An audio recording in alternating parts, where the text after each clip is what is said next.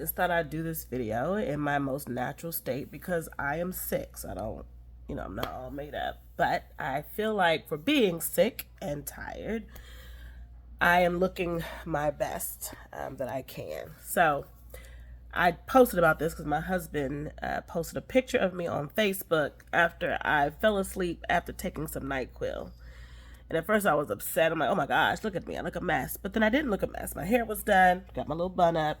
Nails were done. You can see that in the picture. And I had cute pajamas on. You could see it. So I said, ooh, this is a teachable moment for mothers, working mothers, women who are busy and think that just because you're home or because you're sick or because you're tired, you don't have to care about your appearance. So I posted that and someone asked, well, how do you do it? Because I know how busy you are. How do you manage to keep yourself up? Number one, well, first of all, everything I'm going to share with you, I learned from my mother. This is something my mother taught me and passed down to me. She's the wife of a pastor. She was very busy. But I have memories of her picking me up from school, just always looking so put together. And so these are things that she taught me, and it was training. So I'm sharing this with you. So maybe you'll try it and then pass it on to your daughters. And you're not doing this to keep a man or to get a man. You're doing this for yourself because self-care fills your empty tank so that you have something to give others as you care for others. So this self-care is about you.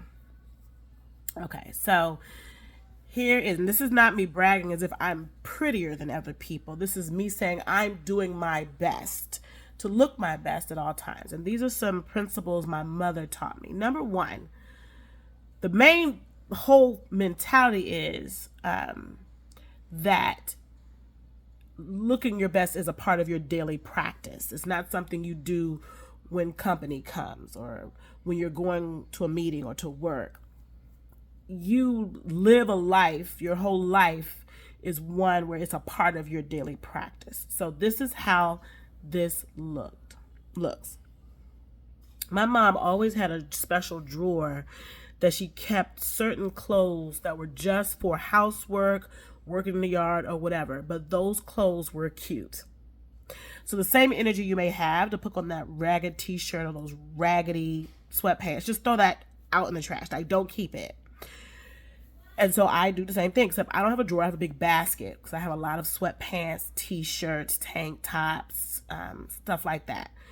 And I also have a drawer where I keep spaghetti straps and knitted shorts too. But I have two special locations where I keep my kind of like knock-around clothes. But none of those things have holes. None of those things are all stretched out looking crazy. None of them have rips and spots on them. Everything is nice. So it's where I keep my graphic t-shirts. It's where I keep college t-shirts that I may wear. Those can become housewear things. A regular old, plain colored t-shirt, tank top, sweatpants, stretch pants. I have a whole drawer that's just full of stretch pants.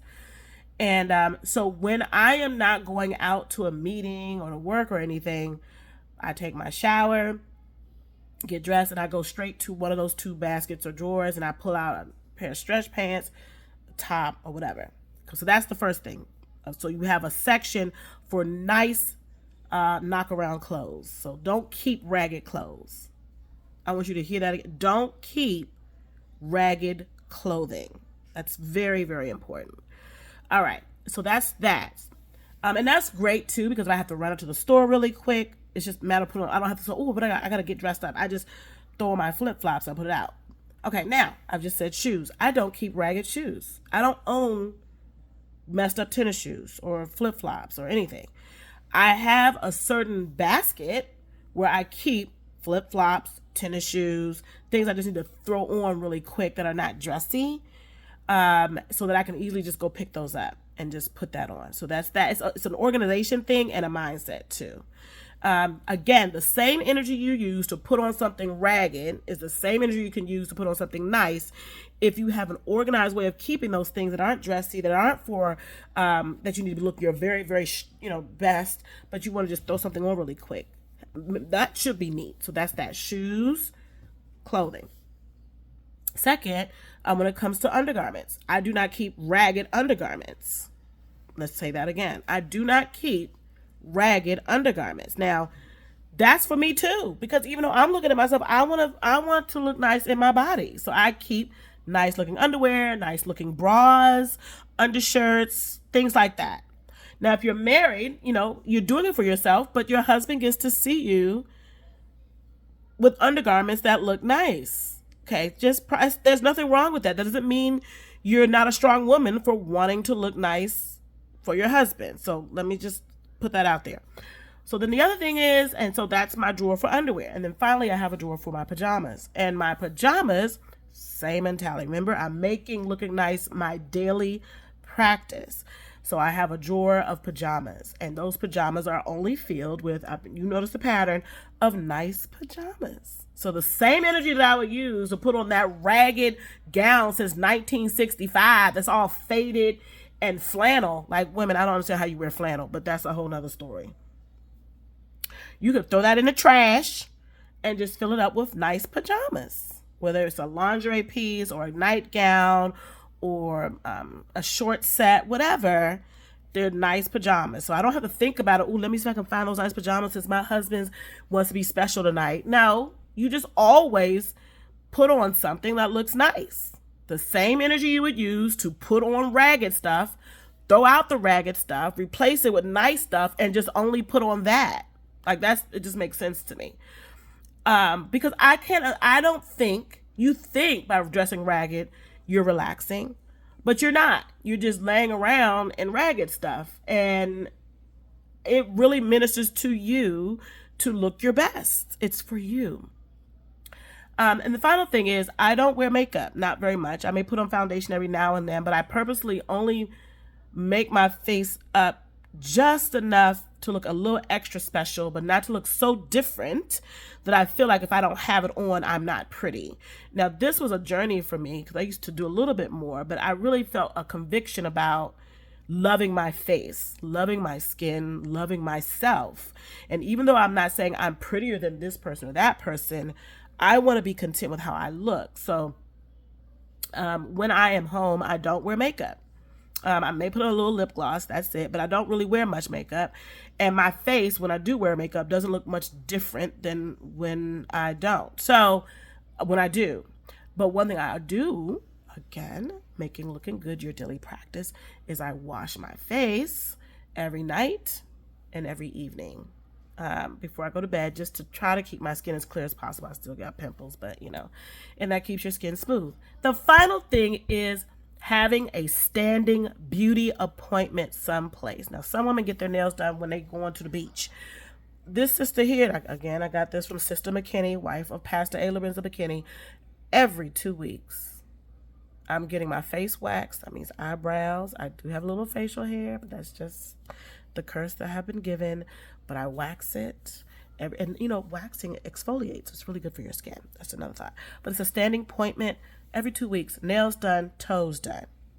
Now you might say, "Oh, that's so expensive." Okay, you don't have to get waxed. Okay, you don't have to, but maybe get the little razors and shape up your eyebrows. And then with your nails, if you don't want to get the full manicure and pedicure, you can get a polish change. It's literally $5 per set. $5 for your hand, $5 for your feet. I think some places maybe 10. That's $20. You could do that every 2 weeks and then get the full manicure and pedicure once a quarter, so you can at least cut down on the crust.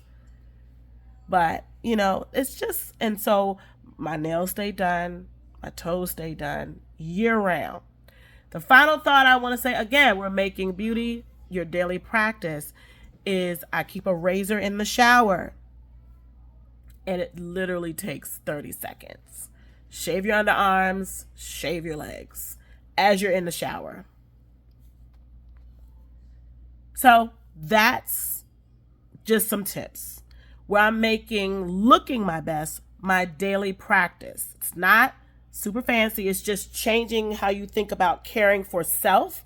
That is something you do daily, because you just never know. And it just makes me feel good when I go get my manicure, whether I do a polish change because I ain't got no money, or the full manicure pedicure.